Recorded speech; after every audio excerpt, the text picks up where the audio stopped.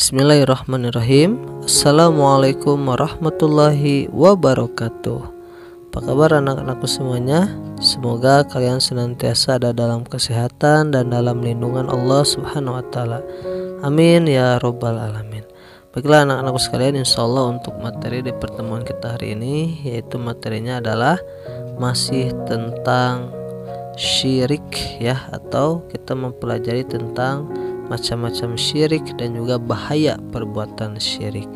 Ya, insyaallah kita hari ini akan membahas tentang bahayanya ya, bahaya perbuatan syirik. Baik, namun sebelum kita mulai, mari kita berdoa terlebih dahulu. Bismillahirrahmanirrahim. Raditu billahi robba wa bil islami dina wa bi muhammadin nabiyya wa rasula. Rabbi zidni ilma warzuqni fahma. Alhamdulillahi rabbil alamin. Alhamdulillah rabbil alamin.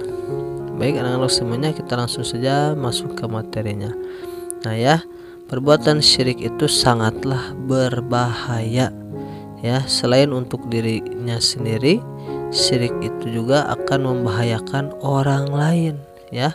Orang-orang yang kurang kuat imannya akan ikut-ikutan terbawa oleh perilakunya. Nah, berikut ini diantara bahaya perbuatan syirik.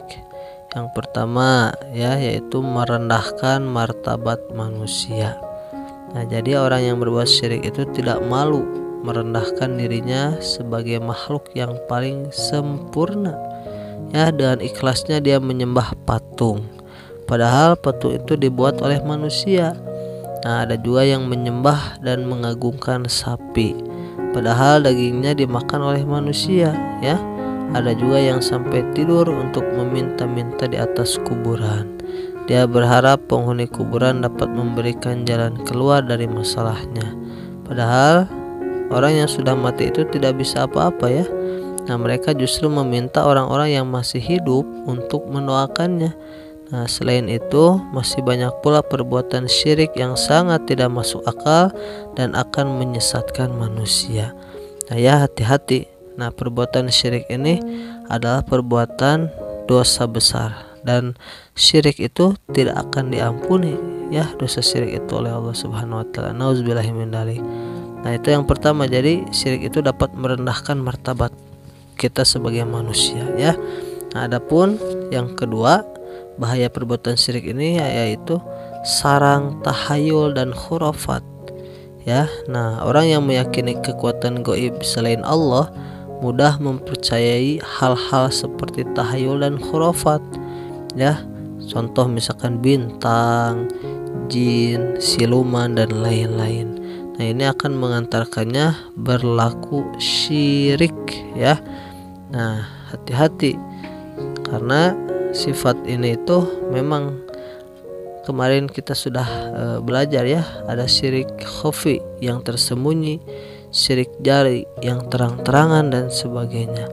Nah, ini hati-hati ya.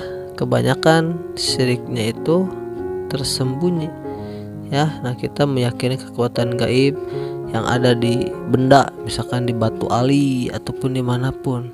Nah, ini hati-hati ya. Takutnya kita akan terjerumus ke dalam perbuatan syirik. Nauzubillah. Nah, adapun selanjutnya yang ketiga, yaitu zalim yang sangat besar ya. Orang yang berbuat syirik itu tidak akan segan-segan loh ya untuk melakukan apapun, termasuk menyembah dan mengagung-agungkan orang atau benda yang diyakininya itu, padahal dia itu milik Allah dan akan kembali kepada Allah.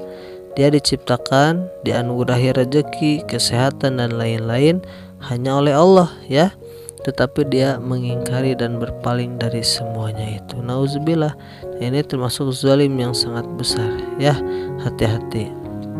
Nah, selanjutnya yang keempat, sumber ketakutan dan prasangka buruk ya. Orang musyrik itu hidupnya tidak akan pernah tenang. Pikirannya akan selalu dihantui oleh rasa takut. Dia sangat takut apabila benda atau makhluk yang dipercayainya itu kecewa oleh perbuatannya. Dia pun akan berusaha keras untuk memenuhi kewajiban yang diberikan kepadanya. Nah, ini ya sumber ketakutan loh, hati-hati. Ya, dia takut ketika benda yang dia yakini sebagai sakral itu, ya, penghuninya itu tidak suka kepada dia. Nah ini nauzubillah min dzalik, ya, jangan sampai seperti itu. Maka dari itu kita harus selalu menjauhi sifat-sifat ini, ya, hati-hati. Nah ya, adapun selanjutnya yang kelima yaitu merusak perbuatan yang bermanfaat. Nah ya, seberapa rajin seseorang beribadah, amalannya tidak akan pernah diterima oleh Allah, ya, jika dia musyrik, ya. Bahkan boleh jadi akan banyak orang yang terbawa oleh perilaku syiriknya itu. Akibatnya mereka sama-sama akan mendapat murka dari Allah Subhanahu wa taala. Kebaikan-kebaikan yang pernah ia lakukan sebelum syirik akan dihapus dan diganti dengan dosa yang sangat besar. Nauzubillah, ya. Nah, jadi syirik ini merusak perbuatan yang bermanfaat, ya.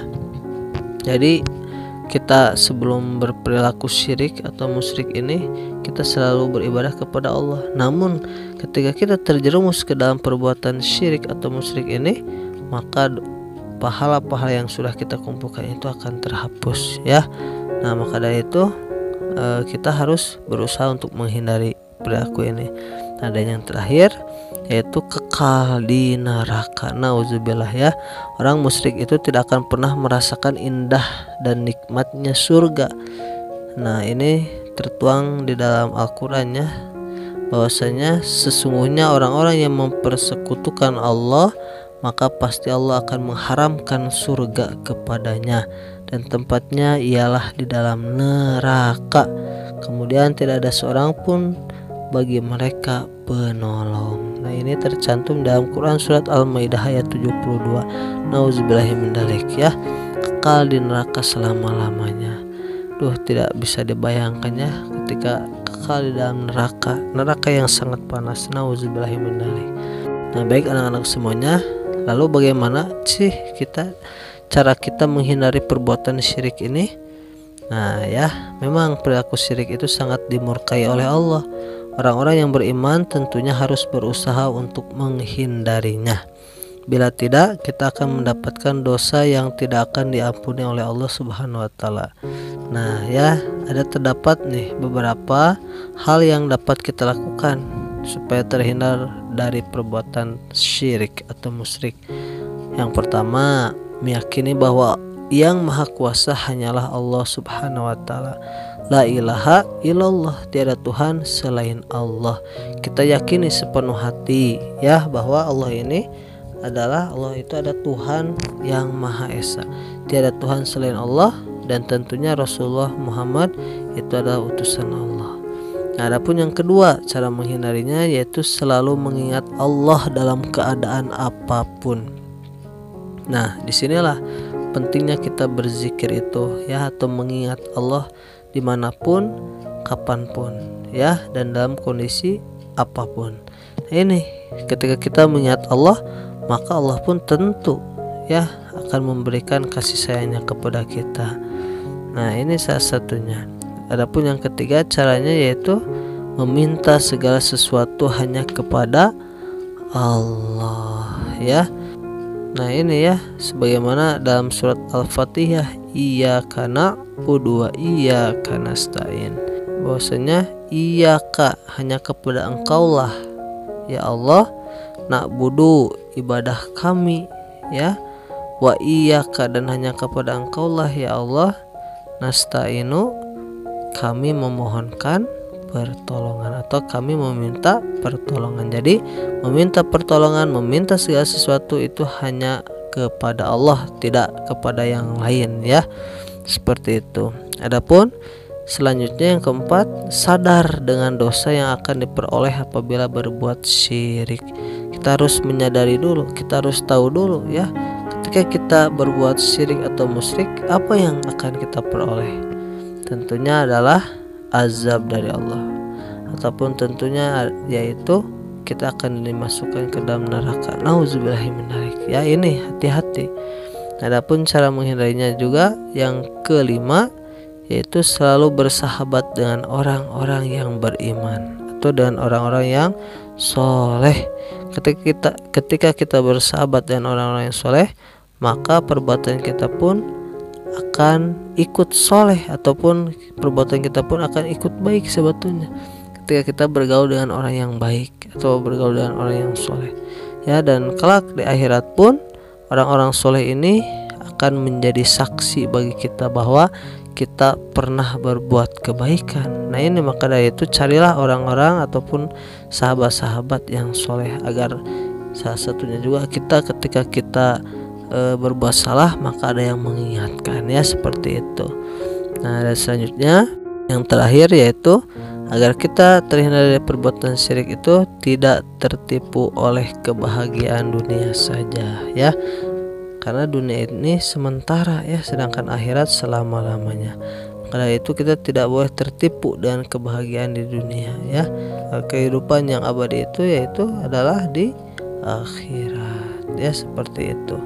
Nah jadi itulah anak-anakku semuanya, cara agar kita terhindar dari perbuatan syirik. Semoga Allah Subhanahu wa taala memberikan hidayahnya kepada kita dan senantiasa menjaga hati kita agar tidak jatuh ke dalam perbuatan syirik. Amin ya robbal alamin. Nah baiklah, itu saja barangkali untuk materi kita di hari ini. Untuk sekarang tidak ada tugas ya, kalian hanya menghafalkan ya, menghafalkan surat-surat yang belum kalian hafalkan ya. Nah silahkan kalian harus lebih semangat ya di dalam menghafal, karena ketika kita menghafalkan Al-Quran tidak akan pernah sia-sia insya Allah ya. Silahkan kalian hafalkan kembali, kalau sudah selesai boleh kirimkan ke Bapak ya. Semoga Allah Subhanahu wa taala memberikan kemudahan dalam menghafalnya, amin ya rabbal alamin. Itu saja barangkali kita akhiri dengan bacaan hamdalah. Alhamdulillahirabbil alamin. Bagi faratul majlis, subhanakallahumma wa bihamdika asyhadu an la ilaha illa anta astaghfiruka wa atubu ilaik.